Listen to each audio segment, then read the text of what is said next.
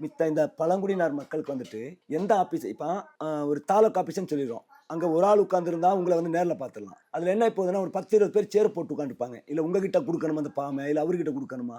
இந்த மாரி எல்லாம் ஒரு பயந்தாரி ஆயிட்டு பயந்துடுறாங்க. போயிட்டோம்னா அந்த வாசப்படிக்கு பின்னாடியே உத்து பார்ப்பாங்க பாவம். என்ன பேசிருவாங்களா? என்ன சொல்லுவாங்களா? இப்ப வரைக்கும் அப்படிதான் இருக்காங்களா? இன்னிமே அப்படிதான் நடந்துட்டு இருக்கிறோம். ஏன்னா, இன்னிமே அப்படி நடந்துட்டு இருக்கிறோம்னா, எங்களுக்கு படிப்பறிவு தெரியாது. நாட்டோட வில்லேஜ் இதே தெரியாது. நம்ம அந்த காட்டிலேயே வாழ்ந்து பாரம்பரியா இருந்து வந்தவங்க அந்த இதுல. இப்ப படிச்ச பிள்ளைங்க, படிச்ச பசங்க மட்டும் தான் ஆபீஸுக்கு போகணும்.